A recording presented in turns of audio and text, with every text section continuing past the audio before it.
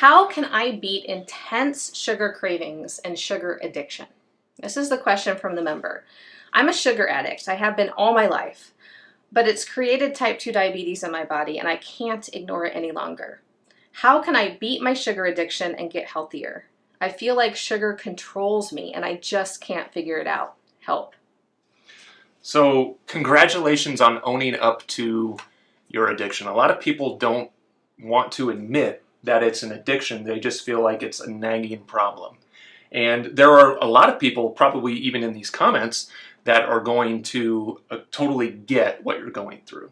Yeah, so if you understand what she's going through, please chime in with your support, that you're on board, here to help, if that defines you. So first of all, I want to circle back to the language you used. You called this struggle with sugar an addiction.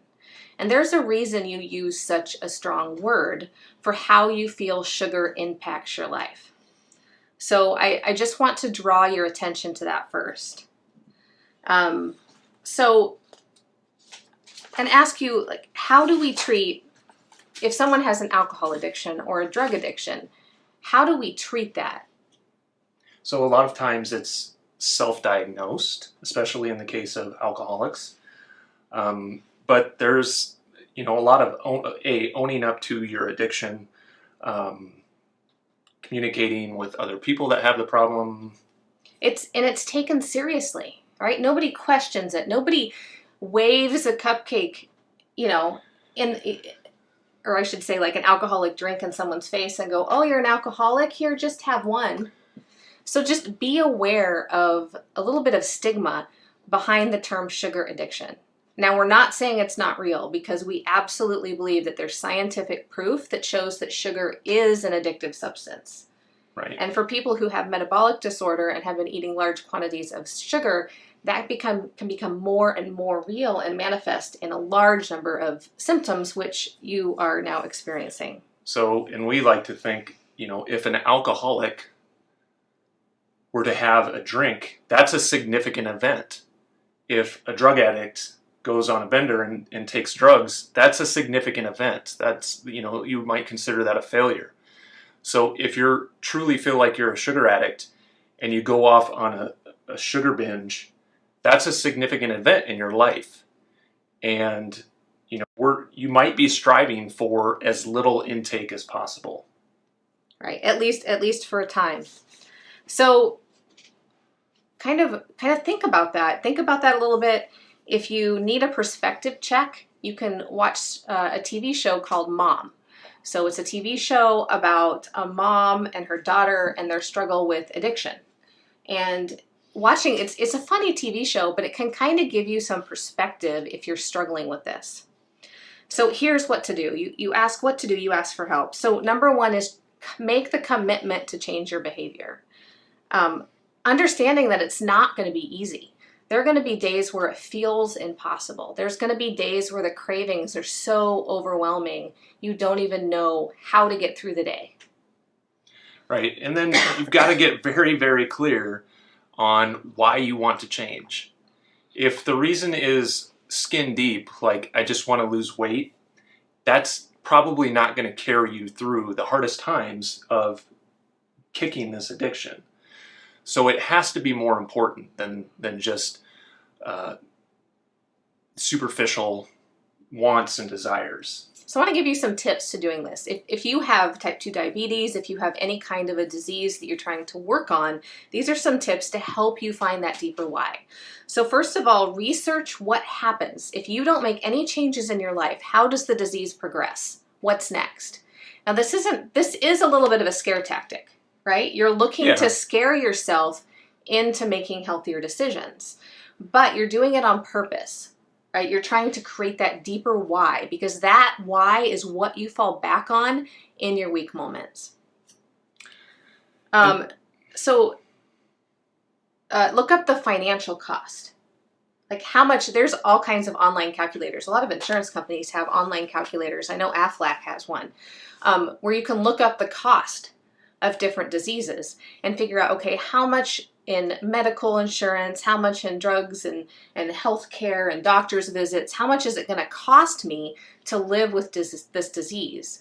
And look at it as it progresses. Like generally there's lifetime costs. So money can be a motivating factor to help you change your health. And then, of course, thinking about, the personal costs, not being able to live a life that you love, not being able to provide for the people that you want to provide for, living in pain and discomfort for no good reason, just accepting that pain and discomfort as a normal part of life rather than knowing that that doesn't have to be that way, and not liking yourself, really, not liking that person that's staring back at you and always having a little bit of self-loathing. That really takes a toll on your mental state. So all these steps are ways to just really connect with that why, and just keep asking yourself, why is it important?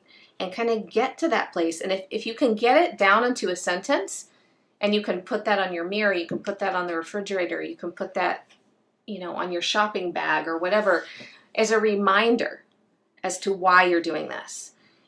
Think about, why do you want to beat the sugar addiction? Why does it matter? And I know we're belaboring the point. I know we're going really deep into this, but this is how we get through difficult moments. And I completely believe that anybody can overcome a sugar addiction, because all of us have had hard things happen in our lives and we get through them. So what's else? Where are we at here? Right here. So challenging yourself to overcome the problem, right? So that's kind of the educating yourself on how am I going to do this. Once you've connected with your why, now you need to come up with some tactical, actionable steps to get over the addiction. So educate yourself on sugar addiction to understand what's really happening in your body. Sometimes when you can actually connect with the biological processes that are happening in your body, it just gives you a different understanding, and makes you more able to handle the process, right? I know that everybody's seen those cool infograms on what happens 30 minutes after you drink a can of Coke. Those are really powerful, because you're like, oh, I didn't know that my arm could fall off or something like that, So those are really interesting, and you can use that type of information to motivate yourself. And also understanding the science behind sugar on the brain can help you understand why your brain is going to be doing everything it can to get you to eat sugar. And remember that processed carbohydrates are immediately converted over to sugar in the body, converted to glucose. So your brain, think of it as the little trickster, the little devil on your shoulder, right? Your brain is going to be doing everything it can to get that sugar hit, because it wants all the good stuff rushing to it, the dopamine, all the things that happen. So do some research and kind of understand what's happening. And you can do this research over and over again, like when you're feeling it, when you're like, oh my gosh, this is overwhelming. Digging back into that research can help you understand what's going on and go, oh, little devil on my shoulder, you are not going to win. And then, figure out what triggers you, what things set the stage for things to go wrong, right? And then figure out some activities that you like to do that you can substitute in immediately and make those your go-to. So if you have a craving in the afternoon, go for a walk, or I don't know. So right? It's about creating new behaviors to deal with the problem. So you're reaching for sugar because you're tired, had a bad day. Your body feels physically tired. You don't feel good. You're frustrated, right? We get into this self-talk that's, oh, I deserve insert sugar, processed food. Well, reframe that I deserve language and say, no, I deserve to be healthy. I deserve to feel energetic. I deserve to love the skin I'm in. And then figure out what are other activities or things you can do that would actually deliver what you're looking for. Because we all know that whether or not we give in to the craving for a candy bar, we eat that candy bar and it's a temporary Band-Aid, right? What happens 30 minutes or an hour later? Oh, you feel awful. You want more, right? You want more and you feel awful. Right. So it's not actually solving the problem, right? It's actually creating a worse problem. So what behaviors, what things could you do that would actually improve the situation and get you closer to where you really want to be? So that could be meditation. It could be going on a walk in nature. It could be just sitting outside in your bare feet and getting grounded, doing some yoga, doing a workout, phone call to friends or family. Yeah. So look for things to substitute. Look for things to do when those, so that you have a list of things. Okay, I have a craving. Here's the list of things I can possibly do. Pick one and move on. And then have a plan for, and prepare for failure, because inevitably you're going to fail at this. And when you can acknowledge that failure is going to happen, you've set the right expectation for yourself, and then you can overcome it much more quickly. One of the things we like to do in the keto community is preach to have a crash plan, right? If you feel like you're going to fail, have whatever your favorite keto snack is prepared and ready in the fridge in great quantities, and just eat it until you can't eat anymore, or until the craving passes. You know, that's one way to try and avoid a failure, or just, you know, soften the blow a little bit. But expect failure and realize that when you fail and come back from that, that is a step in the right direction. You are going to build success on top of those failures.